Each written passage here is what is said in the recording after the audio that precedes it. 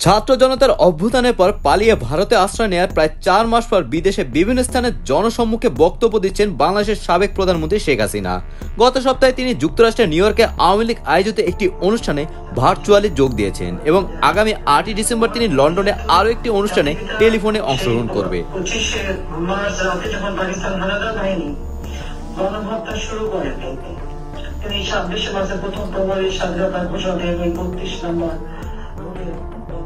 এর আগে ইউরোপের 2টি দেশে একইভাবে বক্তব্য দিয়েছেন তিনি।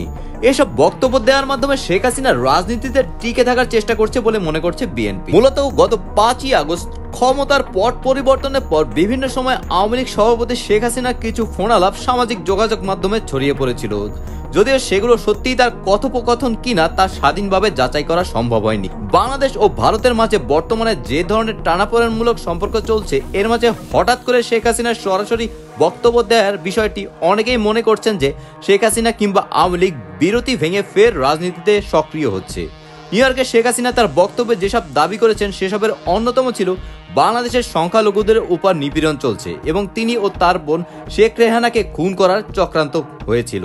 এদিকে বৃহস্পতিবার সাবেক প্রধানমন্ত্রী শেখ হাসিনার বিদ্বেষমূলক বক্তব্য গণমাধ্যম ও সামাজিক যোগাযোগ মাধ্যমে প্রচারের নিষেধাজ্ঞা দিয়েছে আন্তর্জাতিক অপরাধ ট্রাইব্যুনাল। বিগত আওয়ামী লীগ সরকারের আমলে বিএনপির ভারপ্রাপ্ত চেয়ারম্যান তারেক রহমানের সব ধরনের বক্তব্য, বিবৃতি গণমাধ্যম ও সামাজিক যোগাযোগ মাধ্যমে প্রচার ও প্রকাশের নিষেধাজ্ঞা দেওয়া হয়েছিল, যদিও চলতি বছরের আগস্টে সেই আদেশ প্রত্যাহার করেছিল হাইকোর্ট। শেখ হাসিনার বক্তব্য প্রচারের বিষয়ে আদেশের সমালোচনা করে সাবেক নৌ প্রতিমন্ত্রী খালিদ মাহমুদ চৌধুরী বলেন, এটি বাক স্বাধীনতার হরণ। তিনি বলেন, জন্মলগ্ন থেকেই আওয়ামী লীগ এই ধরনের নিষেধাজ্ঞার মোকাবেলা করে আসছে। শেখ হাসিনার বক্তব্যের প্রতিক্রিয়া আওয়ামী লীগের পক্ষ থেকে জোরালোভাবে সব রকম প্রতিকূল পরিস্থিতি মোকাবেলা করার দাবি করা হলেও লেখক ও গবেষক মহিউদ্দিন আহমেদ বলেন, শেখ হাসিনা বা তার দলের লোকেরা কে কি করছে না করছে এই পুরো বিষয়টি একটি খেলার অংশ, এগুলো সব ফাঁকা আওয়াজ। তবে বিএনপি স্থায়ী কমিটির সদস্য সালাউদ্দিন আহমেদ শেখ হাসিনার বিভিন্ন ধরনের বক্তব্য প্রসঙ্গে বলেছেন, শেখ হাসিনা যেখানে যাই বলছেন বাংলাদেশের রাজনীতির জন্য বিদ্বেষমূলক কথাবার্তাই বলছেন,